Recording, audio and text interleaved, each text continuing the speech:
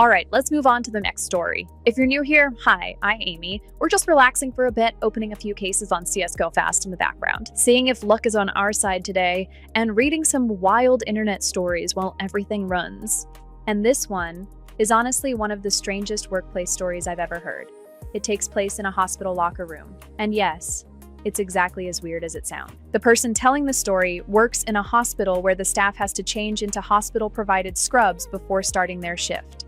Because of that, there's a shared locker room used by about 70 employees. Doctors, nurses, technicians, basically everyone working in that department.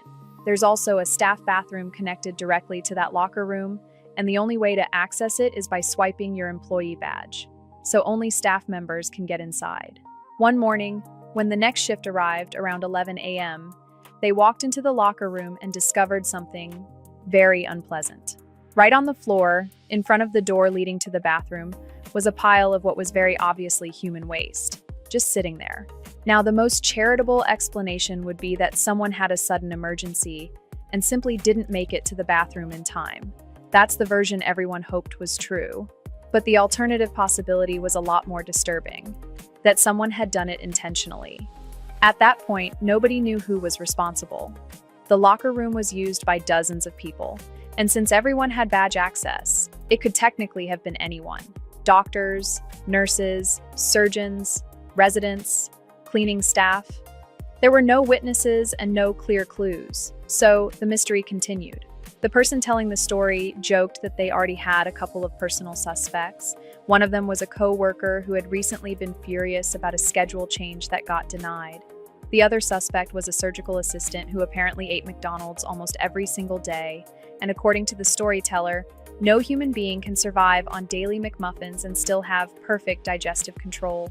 For a while, the whole department felt like a town, waiting for the next move from some strange criminal. Everyone was watching and waiting to see if the mystery would ever be solved. And then, a few days later, it actually was. The storyteller works in surgery. After each operation, an operating room technician loads the used instruments onto a cart and sends them down an elevator to the sterilization department. That day, during shift change, one of the traveling technicians was pushing her cart toward the elevator. One of the nurses nearby noticed something strange. The technician paused for a moment, slightly lifted one leg, and several small pieces of, fell out of her pant leg onto the floor. Then she calmly pushed the cart into the elevator and left like nothing had happened. Once that was reported, everything suddenly made sense. Management was notified immediately. The next morning, the technician came in for her shift as usual. But instead of starting work, the manager intercepted her at the entrance and took her into a meeting. No one knows exactly what was said in that room. But after the meeting ended, she was escorted to the locker room to empty her locker. Then security walked her out to the parking lot. At that hospital, escorting terminated employees out with security is standard procedure. Apparently, there had been incidents in the past where fired employees caused problems. In this case, management didn't release many details. Officially, they simply said the employee would no longer be working there. But everyone in the department pretty much knew what had happened. There was some speculation about how the whole thing even worked. One theory was that she had some kind of medical issue. But if that were the case, she likely would have explained it during the meeting. Another theory, which the storyteller and their co-worker joked about, was that she had somehow trained herself to, walk and drop things along the way. No one will probably ever know the real explanation. But the mystery of the locker room incident was finally solved. I honestly don't even know what to say about this one. A hospital locker room mystery that somehow turned into a full investigation. So I'm curious what you think. If you worked in a place where something like that happened, would you want to know who did it?